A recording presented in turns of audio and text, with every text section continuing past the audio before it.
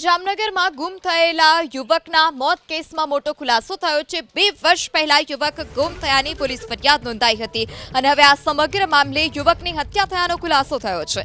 પ્રેમીએ પ્રેમિકાના પતિની હત્યા કરી અને ખાડામાં દાટી દીધાનો ખુલાસો। દરેડ સ્થિત શિવમ પાર્ક પાસેના ખાડામાં મૃતદેહ દાટી દીધાનો ખુલાસો। કારખાનામાં 12 ફૂટ ઊંડો ખાડો કરી અને મૃતદેહને દાટી દેવામાં આવ્યો હતો। મૃતક અને તેની પત્ની વચ્ચે વારંવાર કંકાસ થતા હોવાનો ખુલાસો। પતિના ત્રાસથી મુક્તિ મેળવવા માટે પત્નીએ પ્રેમી સાથે હત્યાનું ષડયંત્ર ઘડ્યાનો પણ આરોપ છે। વધુ માહિતી સાથે સંવાદદાતા રવિ ફોન લાઈનથી જોડાયા છે। જી રવિ, આ સમગ્ર મામલે શું વધારે વિગતો સામે આવી છે? કયા કયા ખુલાસા? ફિલ્મી કહાનીને સ્ટોરી આપે, કહાનીને પણ ક્યાંક ને ક્યાંક માત આપી દે તેવી આ ઘટના છે તે જામનગરમાં સામે આવી છે।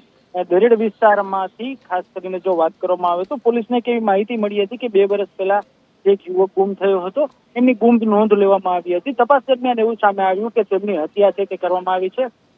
બાદમાં એવું પણ સામે આવ્યું કે તેમની જે મૃતક છે તેમની પત્ની અને તેમનો પ્રેમી છે તેમના દ્વારા યુવકની હત્યા કરી અને એક જગ્યાએ દાટી દેવામાં આવી છે। જે જગ્યાએ દાટી દેવામાં આવ્યો હતો આ યુવકને, તે જગ્યાએ પોલીસ અને એસડીએમ સહિતની ટુકડી પહોંચે છે।